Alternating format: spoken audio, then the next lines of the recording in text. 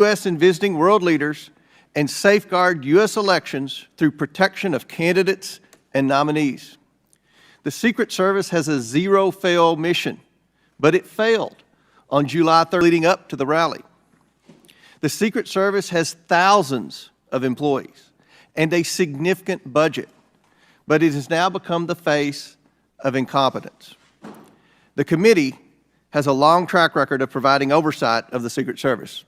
Our predecessors, both Jason Chaffetz and Elijah Cummings, among others, worked together to issue warnings and recommendations to address obvious shortcomings in the agency's makeup and operations.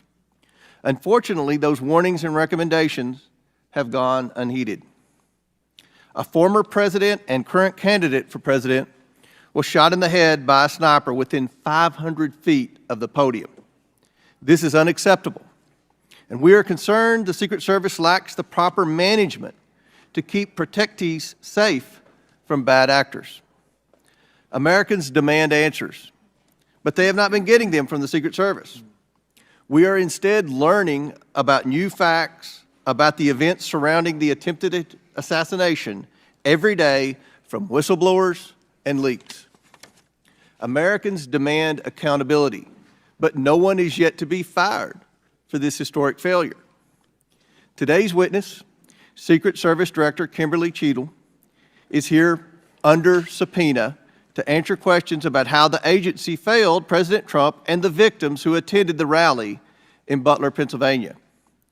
It is my firm belief, Director Cheadle, that you should resign. However, in complete defiance, Director Cheadle has maintained she will not tender her resignation.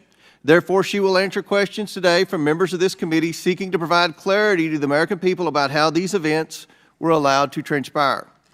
We will ask these questions because the Secret Service and its parent agency, the Department of Homeland Security, have been unwilling to provide answers to the American people. DHS has sought to push this hearing to a different time. Secret Service has suggested the hearing occur without media presence, and both agencies have provided only shallow explanations to Congress about what happened on July 13th. Indeed, DHS and Secret Service's lack of communication with the Oversight Committee required me to issue a subpoena compelling Director Cheadle to attend today, and still DHS requested more time to prepare. It shouldn't take this much time or preparation, Director Cheadle, to tell the truth and to be transparent with the American people. I am thankful to the ranking member, Mr. Raskin, for joining me in insisting that Director Cheadle appear today. God knows the ranking member and I disagree on many things, but that does not matter today. The safety of Secret Service protectees is not based on their political affiliation, and the bottom line is that under Director Cheadle's leadership, we question whether anyone is safe. Not President Biden, not the First Lady, not the White House, and certainly not the presidential candidates. The July 13th assassination attempt is one of the darkest days in American political history. It represents the ugliest parts of what American politics has become: hatred of each other and a dangerous turn to extremism. Before we are Republicans or Democrats, we are Americans. If we place our political affiliations above our duty and love of country, we cannot maintain a country. We must ensure our republic is strong, and our republic cannot be strong when our leadership, our elections, our institutions, and our candidates are threatened by extremism and violence. Today, Director Cheadle will answer questions about why she deserves to continue to play a critical role in preserving this country's safety and, at the very least, what led to the catastrophic, deadly events on July 13th in Butler, Pennsylvania. Again, I do not believe Director Cheadle deserves to maintain her position as head of the Secret Service, but members of the American people will make their own decisions based on her answers today. I urge Director Cheadle to be transparent and forthcoming in her testimony today. Americans deserve no less. We have a duty to find out how this happened and to ensure it never happens again. I now yield to Ranking Member Raskin for his opening statement. Thank you kindly, Chairman Comer. Elijah Cummings, whose beautiful visage looks down upon us, taught us that the way to find common ground in a crisis is to look for the higher ground.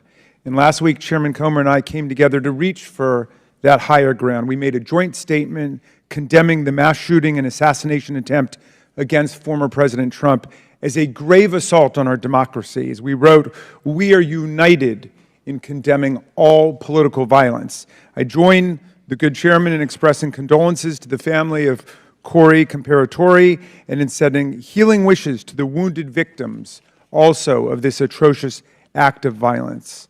Some are calling it a miracle that former President Trump escaped this AR-15 attack, unlike so many thousands of our fellow citizens who have been killed or seriously wounded in other AR-15 shootings. Whether this miracle is of divine providence or of an adventitious nature will be up to each of us to ponder, but our job in Congress is not simply to marvel at miracles or count on good luck, but to act as public policy legislators to do whatever we can to prevent future political violence, attempted assassinations, and mass shootings. The chairman and I are thus determined to get to the bottom of the stunning security failures that enabled this 20-year-old lone gunman who borrowed his father's AR-15 to perpetrate a mass shooting and assassination attempt at an event protected by the Secret Service as well as state and local police. We'll ask hard questions of Director Cheadle today in order to identify and understand the shocking security failures that occurred and to help transform the operations of the Secret Service to prevent anything like this from happening again. But we can't let ourselves off the hook either, dear colleagues. What happened in Butler, Pennsylvania was a double failure: the failure by the Secret Service to properly protect former President Trump and the failure of Congress to properly protect our people from criminal gun violence. We must therefore also ask hard questions about whether our laws are making it too easy for potential assassins to obtain firearms generally and the AR-15 specifically. Mr. Comparatori, former President Trump, and the other rally attendees wounded in Butler are now members of a club no one wants to belong to, the thousands of people who have fallen victim to mass shootings. Last year, we had 655 mass shootings in America, defined as 4 or more people being shot or killed in a single event, not including the shooter. 712 people died and nearly 2,700 people were wounded in these attacks in 2023. Mass shootings are commonplace. They happen at political rallies and constituent meetings, in our elementary schools, middle schools, and high schools, in churches, synagogues, and mosques, in movie theaters and parades, in nightclubs and grocery stores, in concerts, and on street corners. Here are the worst mass shootings in the last 11 or 12 years. The list is a grim reminder of the horrific damage and death wrought by assault weapons and the AR-15 in particular that have taken the lives of our children, parents, colleagues, and neighbors. This is a very partial list. Mass shootings have become so frequent that we don't even hear about them anymore. Since the mass shooting in Butler, there have already been at least 10 additional mass shootings in America, 2 of which took place the same day that former President Trump was targeted. One of the mass shootings on that violent Saturday, July 13th, happened at 11 p.m. at a nightclub in Birmingham, Alabama, where 4 people were shot dead and 10 others wounded. This means, amazingly, that the Butler attack was not even the deadliest mass shooting to happen in America on that day. A weapon that can be used to commit a mass shooting at an event under the full protection of the Secret Service, together with dozens of state and local police, is obviously an intolerable threat to the rest of us who do not receive such protection and obviously does not belong in our communities. It's time to pass universal background checks and build on this administration's work to ensure that we permanently close the loopholes in the Brady law for gun show purchases, online purchases, and private sales to prevent those weapons from getting into the hands of people we know to be a threat to others.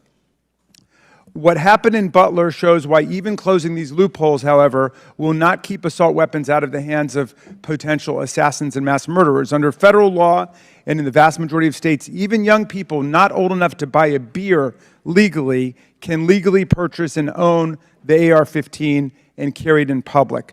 The shooter in Butler used his father's AR-15. We have to find the courage and resolve to pass a ban on the AR-15 and other assault weapons. A ban has broad support. Even the New York Post loudly endorsed such a ban in 2019. We have passed an assault weapons ban before. Republicans and Democrats together passed it in 1994. Alas, in 2004, we allowed the ban to expire. We know this weapons ban worked. One study found that in the decade that followed the ban's lapse, mass shootings went back up 183%, and deaths from mass shootings went up 239%. But even as we change the Secret Service and act to ban weapons of war like the AR-15, we still will have fallen short of our duty if we fail to denounce every instance of politically motivated violence in whatever form it takes. Republicans and Democrats, again, have come together to denounce this assassination attempt, just as we did the violent attempts on the lives of our colleagues, Representative Stephen Scalise and Representative Gabby Giffords, and on Paul Pelosi, the husband of Speaker Nancy Pelosi, who was attacked and brutalized in his home. And in the immediate aftermath of the January 6th mass violence waged against Congress and the Vice President and the constitutional transfer of power, Democrats and Republicans alike, including Senator McConnell, Chairman Comer, and other colleagues, all denounced this violent assault on our democracy that wounded approximately 140 officers from the U.S. Capitol Police and the Metropolitan Police Department. And I commend them for acting to denounce that attack, just as Democrats moved swiftly to denounce the attack on Congressman Scalise. Political scientists tell us that authoritarian attacks on democratic institutions begin with political parties refusing to disavow or openly embracing political violence. We have to reject that on a strong bipartisan basis, as Chairman Comer and I have done, even as we ensure our Secret Service is up to its vital task of protecting presidents and candidates, and as we work to ensure that America, the streets of our country, are free from the violence of weapons of war. Thank you, Mr. Chairman, and I yield back to you. Thank you. Gentleman yields back. Today we are joined by Kimberly Cheadle, who was sworn into office on September 17, 2022 as the Director of the United States Secret Service. Prior to her appointment, Director Cheadle was Senior Director of Global Security at PepsiCo. Before her role at Pepsi, she served 27 years in the Secret Service. Pursuant to Committee Rule 9G, the witness will please stand and raise her right hand. Do you solemnly swear or affirm that the testimony that you are about to give is the truth, the whole truth, and nothing but the truth, so help you God? Let the record show that the witness answered in the affirmative. Thank you. We certainly appreciate you being here today and look forward to your testimony. We normally limit testimony to opening statement to 5 minutes, but take all the time that you need. Obviously, the rules that we will abide by, when you're finished with your statement, we will then turn to questions. Each member will have 5 minutes. And just a note to the members, I'm going to strictly adhere to the 5 minutes. Once 5 minutes is up, I will hit the gavel.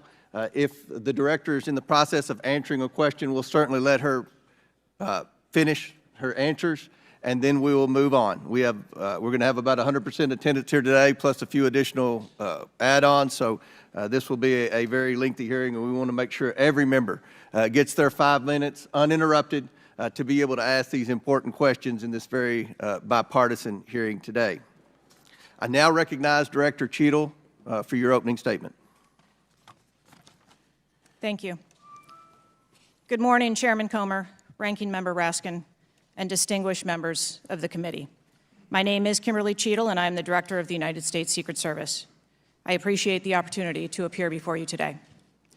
The assassination attempt of former President Donald Trump on July 13th is the most significant operational failure of the Secret Service in decades, and I am keeping him and his family in my thoughts. I would like to offer my sincerest condolences to the family of Corey Comparator, a former fire chief and a hero who was killed in this senseless shooting.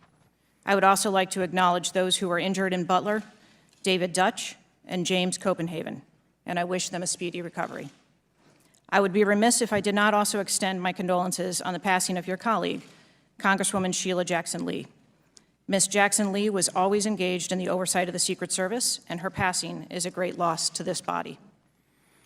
The Secret Service's solemn mission is to protect our nation's leaders. On July 13th, we failed. As a director of the United States Secret Service, I take full responsibility for any security lapse of our agency. We are fully cooperating with ongoing investigations. We must learn what happened, and I will move heaven and earth to ensure that an incident like July 13th does not happen again. Let me state unequivocally, nothing I have said should be interpreted to place blame for this failure on our federal, state, or local law enforcement partners who supported the Secret Service in Butler. We could not do our job without them. We rely on the relationships built over years of working together to secure events and conduct investigations. Our agents, officers, and support personnel understand that every day we are expected to sacrifice our lives to execute a no-fail mission. As witnessed on July 13th, our special agents shielded former President Trump with their own bodies on stage while shots were being fired. Selflessly willing to make the ultimate sacrifice without hesitation, I am proud beyond words of the actions taken by the former president's detail, the counter-sniper team who neutralized the gunman, and the tactical team who was prepared to act. I will be transparent as possible when I speak with you, understanding, though, at times that I may be limited in providing a thorough response in this open setting due to associated risks with sharing highly sensitive protective methodologies. I do not want to inadvertently provide you today with inaccurate information. Since January 1st, 2024, the Secret Service has successfully secured over 7,500 sites. Every protective advance comes with its own set of challenges and requires a customized mitigation strategy, including specific assets. Security plans are multi-layered, providing 360 degrees of protection. These layers include personnel, technical, and tactical assets, which are a force multiplier for our protective posture. During every advance, we attempt to strike a balance between enabling the protectee to be visible and our protective requirements to be secure. I know this because I have spent 29 years in this agency. I came up through the ranks. I've secured events for every president since President Clinton, supervised on Vice President Cheney's detail, led our training center, oversaw all of the investigations and protective visits in the state of Georgia, supervised on Vice President Biden's detail, and the agency's entire protective mission during the Trump administration. The comprehensive advance process involves collaborative planning between our Secret Service, the protectee's staff, local law enforcement partners, and the level of security provided for the former president increased well before the campaign and has been steadily increasing as threats evolve. The security plan included a full assessment of the Butler Farm showgrounds to identify security vulnerabilities and craft a security plan for the protectee, attendees, and the public. Immediately following the assassination attempt, I directed the activation of my crisis center. I assembled my executive team to begin surging more protective resources to the former president and to ensure the wellness of our people post-incident, all while securing an active crime scene. I immediately ordered a reevaluation of the Republican National Convention security plan, and I increased the security posture in the National Capital Region for all permanent protectees and sites. At the same time, I initiated a mission assurance investigation within our agency. I have instructed my team that all necessary resources will be dedicated to investigating these matters. We will not rest until we have explored every option, and we will leave no stone unturned. But I want to be clear, I am not waiting for these investigations to be completed prior to making changes. Over the past 2 weeks, we successfully led the planning and execution of the 75th NATO Summit and the Republican National Convention. Over the next few months, we will implement security plans for the Democratic National Convention, the United Nations General Assembly, and have already begun planning and coordinating the 2025 inauguration. It is now more important than ever for the men and women of the Secret Service to remain resilient and to focus on what is necessary to carry out our critical mission. Our agency needs to be adequately resourced in order to serve our current mission requirements and anticipate future requirements. The Secret Service currently protects 36 individuals on a daily basis, as well as world leaders who visit the United States, like Israeli Prime Minister Benjamin Netanyahu, who arrived in Washington, D.C. today. The coming years will bring an unprecedented heavy protection tempo. I have no doubt that the processes that I have implemented during my tenure as director in addition to my nearly 30 years of experience in this agency, have positioned the Secret Service to be stronger. Our mission is not political.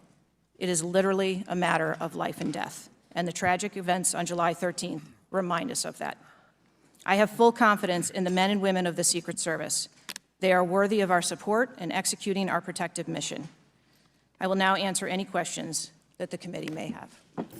Thank you very much, Director Cheadle. We'll now begin our 5 minutes questions, and I will begin. Just for the record, the Secret Service has an annual budget of around $3.1 billion, and I believe around 8,000 employees. Is that correct? Yes, sir.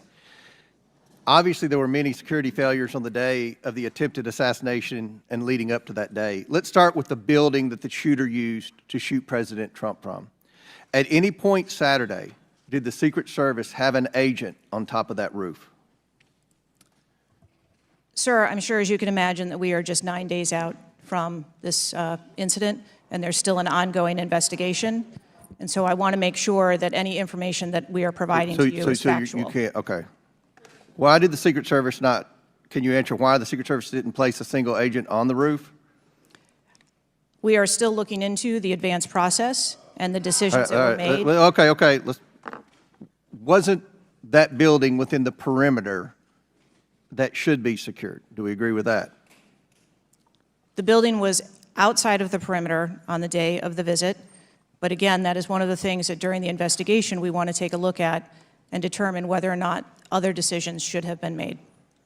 One of the things that you said, I believe in an interview, that there wasn't an agent on the roof because it was a sloped roof. Is that normal, and do you fear that that immediately creates an opportunity for future would-be assassins to look for a slanted roof? I mean, this is a huge question that every American has. Why wasn't a Secret Service agent on the roof? And there have been reports that agents were supposed to be on the roof, but it was hot that day and they didn't want to be on the roof. Can you answer any of those questions, Director? So I appreciate you asking me that question, Chairman. I should have been more clear in my answer when I spoke about where we place personnel in that interview. What I can tell you is that there was a plan in place to provide overwatch, and we are still looking into responsibilities and who was going to provide overwatch. But the Secret Service in general, not speaking specifically to this incident, when we are providing overwatch, whether that be through counter snipers or other technology, prefer to have sterile rooftops. Did the Secret Service use any drones for surveillance that day? So again, I'm not going to get into specifics of that day in itself, but there are times during a security plan that the Secret Service does deploy an asset like a drone. There were reports that the shooter used a drone just a few hours before the rally start time. Is that accurate? I have heard those same reports, and again, am waiting for the final report. Do you know, if you can't answer the question, that's your answer. But can you answer this? Do you know, I'm not asking yes or no, but do you know if the shooter used a drone before the shooting? That information has been passed to us from the FBI. How many Secret Service agents were assigned to President Trump on the day of the rally? Again, I'm not going to get into the specifics of the numbers of personnel that we had there, but we feel that there was a sufficient number of agents assigned. There are reports that several agents assigned to the rally on July 13th were temporary agents, agents not normally assigned to President Trump. Is that accurate? What I can tell you is that the agents that were assigned to former President Trump are Secret Service agents that provide close protection to him, and that was what was actual on that day. How many temporary agents were there that day? Quite frequently, sir, during campaign events, the Secret Service utilizes agents from HSI or the Department of Homeland Security. You don't know how many? Supplement our plan. Have the investigators reconstructed the shooter's precise movements over the past days, weeks, and months? So, again, we need to have confidence that if the FBI is leading this investigation, that they're leading a credible investigation, because there's some of us sitting up here today that don't have a lot of confidence in the FBI. So I will repeat the question. Have the investigators reconstructed the shooter's precise moments over the past days, weeks, and months? I understand your question, Chairman, and I share your concerns about wanting to make sure that we have factual information. The FBI is conducting a criminal investigation. The Secret Service is conducting an internal investigation. There are a number of OIG investigations, and there is the external investigation that the President Last question for me. Before July 13th, had the Trump detail requested additional resources? What I can tell you is that for the event on July 13th, the details that were the assets that were requested for that day were given. Okay. My time has expired. Chair now recognizes Ranking Member Raskin for 5 minutes. Thank you, Mr. Chairman. It's been reported that before former President Trump got up on the stage at around 6 p.m. on Saturday, July 13th, that the local police had identified and even photographed a man who was acting suspiciously. And this man, who turned out to be the gunman, had been flagged as a potential threat. Is that accurate? What I can say is that the individual was identified as suspicious. So he was known to be suspicious before former President Trump took the stage. That is the information I have received. Why was he allowed to take the stage with a suspicious person having been identified in the crowd? So I appreciate the question, and I'd like to make 2 points. If the detail had been passed information that there was a threat, the detail would never have brought the former president out onto stage. That is what we do, and that is who we are. We are charged with protecting all of our protectees. So you distinguish between someone who is suspicious and someone who's threatening, is that right? I do. There are a number of times at protective events where suspicious people are identified, and those individuals have to be investigated and determined what is it that identifies that person as suspicious. So did you deny a request for additional resources that had been made by the Trump campaign? There were no assets denied for that event in Butler on the 13th. I see. So you're saying there were requests made for additional assistance for other specific events rather than for the campaign as a whole. Is that right? I'm sorry, I'm not understanding. Well, you seem to say that there were not additional resources requested for that event. And forgive me for being unfamiliar with this. Is it requested event by event, or is it requested just in general for the campaign? So if I can explain the advance process, when an event or a venue is identified by, in this case, campaign staff, then the campaign staff works together with Secret Service agents who go out and conduct an advance. Generally, that is a 5-day time period where those discussions are had about what the perimeter is going to look like, what the size of the event is, what the venue is, and then from there, there is a request made to mitigate potential risk and threat. And I'm saying that on that day, the requests that were pushed forward were granted. So the Secret Service did not know that the gunman actually had a weapon before President Trump was allowed to get up on the stage?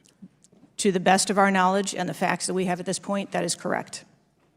So can you answer this question, which I think is on the mind of most Americans thinking about this? How can a 20-year-old with his father's AR-15 assault weapon climb onto a roof with a direct 150-yard line of sight to the speaker's podium without the Secret Service or local police stopping him? So again, sir, I will say we are 9 days out from this event, and I would like to know those answers as well, which is why we are going through these investigations to be able to determine that fully. Okay. It's been reported that the shooter was not carrying a driver's license or any form of identification. They had no idea who he was, but then he was quickly identified, I think within 30 minutes, by using the serial number on the AR-15 under a tracing system that is now controversial. Some people say we should get rid of it. Some people want to keep it. But is that right, that the serial number was the key information which led to the identification of the shooter? That is my understanding, sir, yes. Okay. If an American citizen were just to stop you and say, Director Cheadle, we support your work to the tune of billions of dollars and thousands of employees, what went wrong? What would you say? Again, knowing that we're 9 days out, I would say, as I have said from the very outset, I accept responsibility for this tragedy. We are going to look into how this happened, and we are going to take corrective action to ensure that it never happens again. Well, I appreciate that, and I hope you will act with vigor and focus and intensity, and it seems you understand the gravity and solemnity of this to the American people. Millions and millions of Americans don't feel safe with all the AR-15s out there. We thought at least the President of the United States or a former President of the United States would be safe, but now that's not even clear. Mr. Chairman, I yield back to you. Gentleman yields back. Chair now recognizes Chairman of the House Judiciary Committee, Mr. Jordan from Ohio. Thank you, Mr. Chairman. Director, were you guessing or lying? The day after President Trump is shot, Secret Service spokesman Anthony Guglielmi said, quote, "The assertion that a member of the former president's security team requested additional security resources that the U.S. Secret Service or the Department of Homeland Security rebuffed is absolutely false." The next day, Secretary Mayorkas said, "That is an unequivocally false assertion. We had not received any request for additional security measures that were rebuffed." But 5 days later, the Washington Post said this: "Top officials repeatedly rejected requests from Donald Trump's security detail for more personnel." The next day, the New York Times said this: "Mr. Guglielmi acknowledged that the Secret Service had turned down some requests for additional federal security assets for Mr. Trump's detail." So which is it? Because both statements can't be true. Were you guessing or lying when you said you didn't turn down requests from President Trump's detail? Neither, sir, and I appreciate the question. Well, what were you doing? Because those statements don't jive. So what I can tell you is that for the event in Butler, there were no requests that were denied. As far as requests... Well, maybe they got tired of asking. Maybe you turned them down so darn much, they said, not worth asking. How many times did you turn them down ahead of that? I think that it is important to distinguish between what some people may view as a denial of an asset or a request. Well, is Mr. Guglielmi your spokesperson? He said he acknowledged the Secret Service had turned down some requests. I'm asking how many? A denial of a request does not equal a vulnerability. Well, tell me what it is. There are a number of ways that threats and risks can be mitigated with a number of different assets, whether that be through personnel, whether that be through technology, or other resources. Well, tell the committee which it was. They asked for additional help in some form or another. You told them no. How many times did you tell them no, and what did you tell them no to? Again, I cannot speak to specific incidents, but I can tell you in general terms, the Secret Service is judicious with their resources based on... What does some requests mean? How many times? Some indicate requests is plural. So more than once they asked for additional help and you turned them down. What did they ask for and how many times did you turn them down? Pretty basic questions. So again, without having all of the details in front of me, sir, what I can tell you is that there are times... You didn't get briefed on how many times you turned down the Trump detail when they asked for additional help? I'm sorry. You didn't get briefed on that before you came to this hearing, knowing you were going to get asked that question? What I can tell you is that in generic terms, when details make a request, there are times that there are alternate ways to cover off on that threat or that risk. But that's not what he said. He said they were denied certain requests, some requests. This is your spokesperson, not me talking. This is the Secret Service talking. And what a change from absolutely false, unequivocally false to, oh, by the way, there were some times where we didn't give them what they wanted. That's a huge change in 5 days. And the fact that you can't answer how many times you did that, that's pretty darn frustrating, not just for me, but for the country. I hear your frustration. Let me ask you this. Were any of those requests denied to President Trump's detail after you knew about the Iranian threat? What I can tell you, again, I don't know the specifics, is that there are times when we can fill a request. It doesn't necessarily have to be with a Secret Service asset or resource. We can fill that request with locally available assets. You spoke to anyone at the White House since July 13th? Yes, I have. Who'd you talk to? I have briefed the President and the Vice President. Talked to the First Lady? No, I have not. Talked to the White House staff? Anyone in the White House communications? No, I have not. Have you talked to the counter sniper who took the shot that took out the bad guy? Yes, I have. And can you tell us about that conversation? I would not want to reveal conversations that I've had with my employees. But that's exactly the kind of information the American people want to know, American people who pay your salary. I understand. This is an ongoing investigation, and Who's all doing the investigating at Secret Service? I know the Inspector General, but is there also an internal investigation in addition to the Inspector General? We are conducting a mission assurance investigation internally, yes. You know what it looks like, Director? It looks like you won't answer some pretty basic questions. It looks like you got a 9% raise and you cut corners when it came to protecting one of the most important individuals, most well-known individuals on the planet. A former president, likely the guy who's going to be the next president. It looks like you guys were cutting corners. That's what it looks like to me. Is that true? I am here today because I want to answer questions, but I also want to be cautious. You might want to, but you haven't answered. I don't think you've answered one question from the chairman, the ranking member, or me. Well, we got a lot of other people asking. We'll see if your record improves, but right now you haven't answered, I don't think, any questions. I yield back. Gentleman yields back. Chair now recognizes Ms. Norton from Washington, D.C. Thank you, Mr. Chairman. In the summer of 1963, as a law student, I traveled to the South to work in the civil rights movement. When I arrived in Jackson, Mississippi, I was met by a civil rights activist who showed me around town and tried to convince me to work in Jackson that summer. I recall talking with him and his wife about the raw atmosphere in Jackson. Later that day, he took me to the bus station for my trip to my assignment.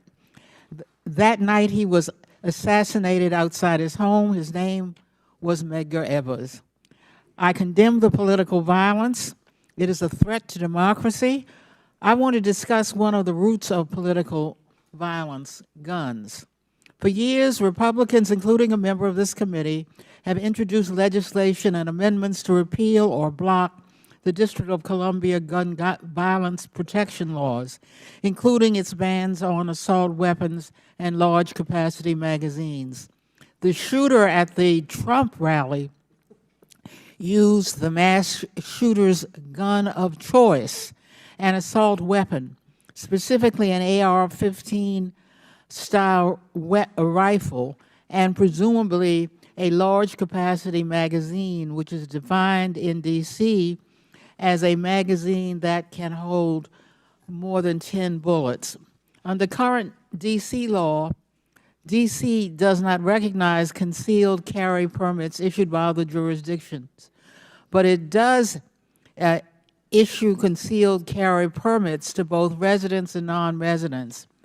However, D.C. imposes a number of requirements on concealed carry applicants, including suitability, such as not having exhibited a propensity for violence or instability. Moreover, D.C. residents restricts where the guns can be carried, such as a political demonstration near the White House and Naval Observatory, or near people under Secret Service protection, provided the permit holder has been given notice. This week, the House is expected to consider the fiscal year 2025 Financial Services and General Government Appropriations Bill.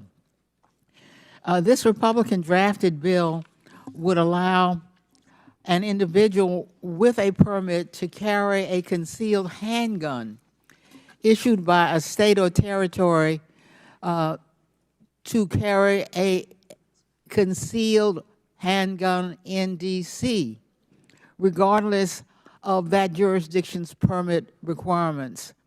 A Republican has filed an amendment to that provision to allow such an individual to carry a magazine of any size with that handgun.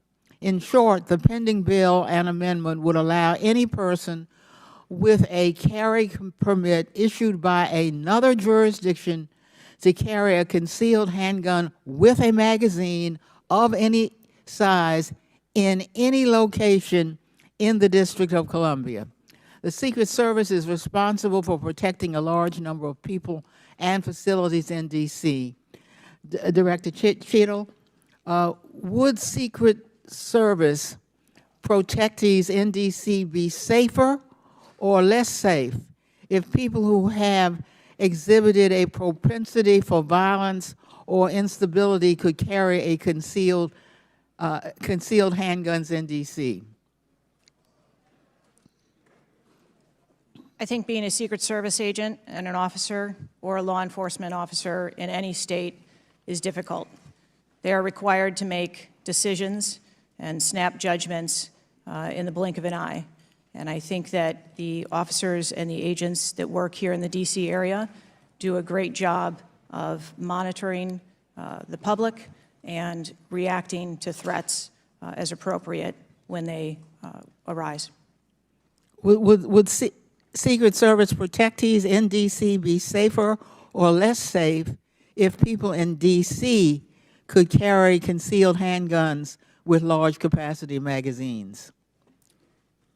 I think, ma'am, that we work in parameters where we travel around North America, and the rules on open carry and concealed carry are different from state to state, and that is part of what the Secret Service takes into account when we develop a security plan.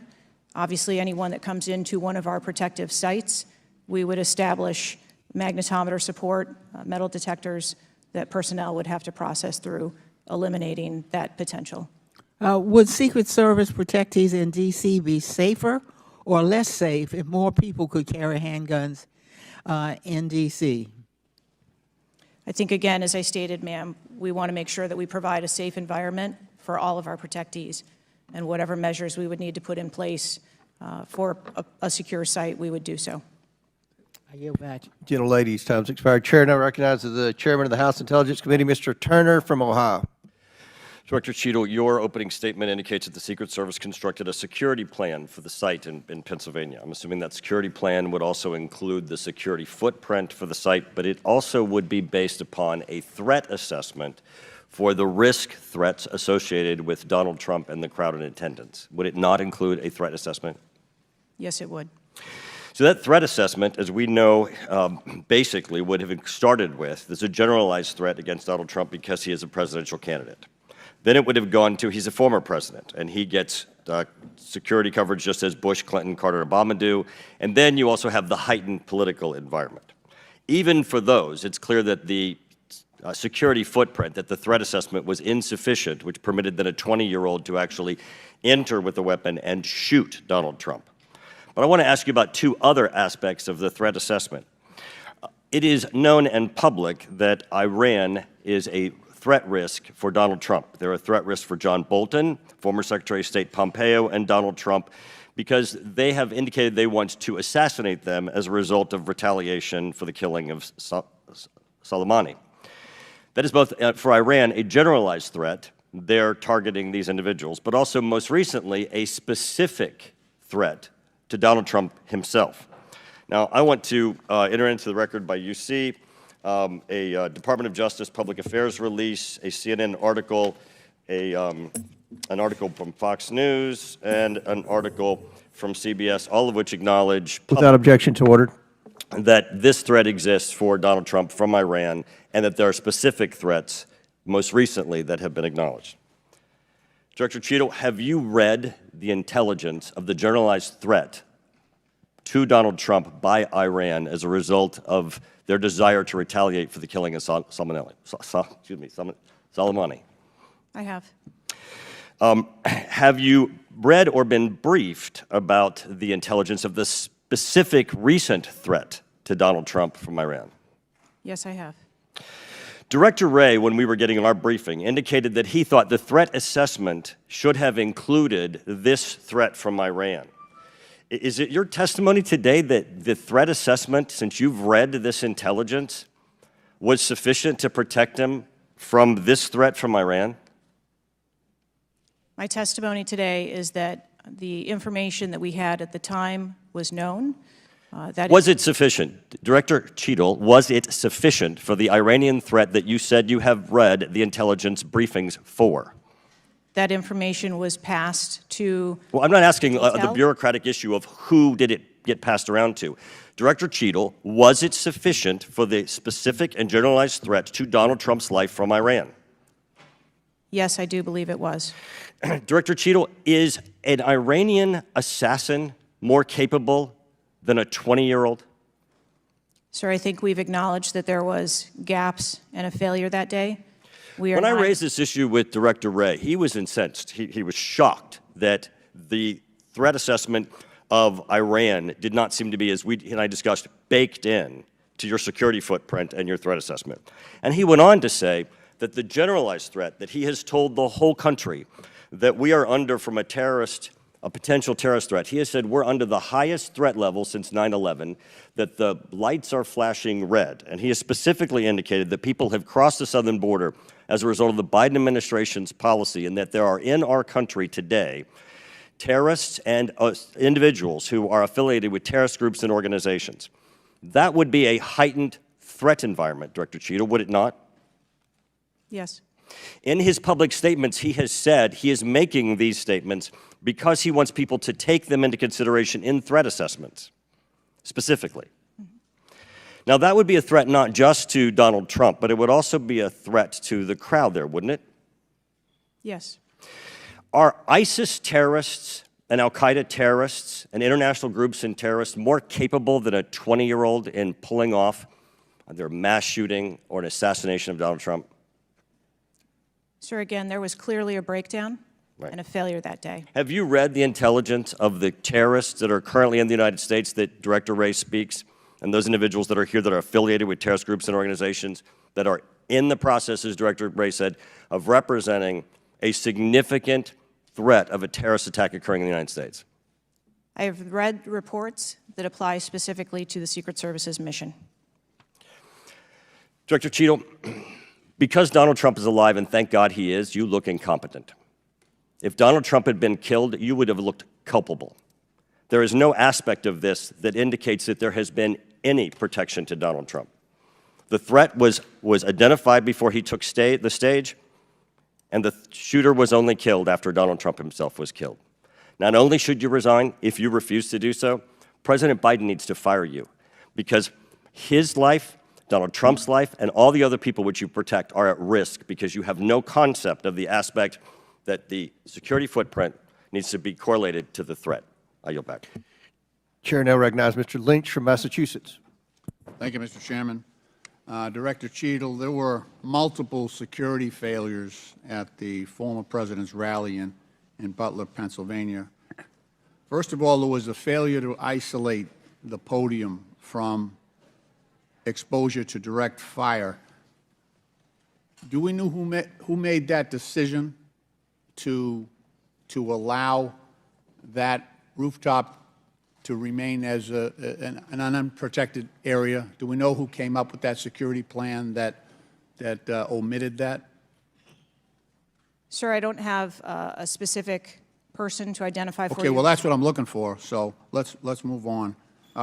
There's also a breakdown in security in failure to confront the shooter over an hour before the former president began his remarks, when the shooter was identified as a person of interest. What particularly allowed agents or law enforcement to identify him as a person of interest? So I appreciate the question, and again, I will say that we are 9 days out, and there are a multitude of interviews that are still taking place. Okay, so did he have a rangefinder? There were some reports that the individual had a rangefinder. That would certainly raise my suspicion. Did he have a rangefinder?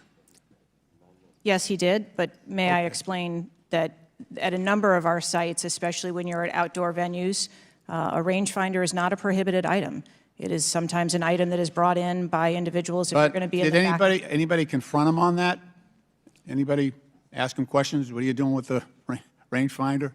Anybody confront him on his presence where he was in proximity to the president? So again, to my knowledge, I believe that that was the process that was taking place, was to locate the individual. Did they confront him? Did they go up to him? Did they talk to him? I do not have those details at this time. Those are important details. There was also a failure to communicate between law enforcement to act quickly upon information provided by either local law enforcement or rally attendees that the suspect was positioned on the roof. There were minutes of delay before any meaningful action was taken, even though he was several hundred feet from the podium, and this was obviously minutes before the shooting. Let me ask you, there was considerable delay in removing the president from the podium after the shooting began. He got shot in the air. It was still over a minute before he was removed from the stage. Meanwhile, this shooter had multiple clips, several clips. He got off 8 shots, and he had the capacity and the ability, if he was not neutralized, to basically mow down that whole Secret Service detachment as well as the president. What, from your own investigation, caused that delay under the circumstances? What I can tell you is that when the agents identified that the shooting was taking place, in under 3 seconds, they threw themselves on top of the president. I understand that. There was heroism there. No question about it. No question about it. But protocol would indicate, and these are, the opinions of various former Secret Service agents, people who have done this work in the past, that over a minute of exposure on that podium with a shooter with a high-capacity weapon who had already wounded the president and could have got off, we don't know how many more rounds, and yet the president remained exposed, even though he was joined in that exposure by the Secret Service in their heroic acts. It just, I don't know if there's a good explanation for that.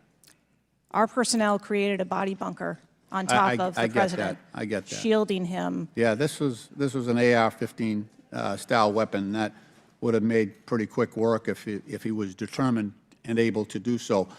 This is not the first investigation that we've had of the Secret Service during my time here on this committee, and the last one we had, our previous investigation determined that the Secret Service was experiencing a staffing crisis that poses perhaps the greatest threat to the agency, and that's a quote. Is that staffing crisis still in place? Is that still something that you deal with on a daily basis? As of today, the Secret Service has just over 8,000 employees. We continue to hire, knowing that we need to ensure that we keep pace with What would be the full complement of And gentlemen, time's expired, but please answer the question. yeah. I'm sorry. What would be the full complement that you're looking for? You've got 8,000, and how many would be a full complement for the service? So we are still striving towards a number of 9,500 employees approximately in order to be able to meet future and emerging needs. Okay. Thank you, Mr. Chairman, for your courtesy. I yield back. Chair recognizes Dr. Fox from North Carolina. Thank you, Mr. Chairman. Director Cheadle, what grade would you give the Secret Service's performance in Butler, Pennsylvania on July 13? As I've stated, ma'am, this was clearly a failure.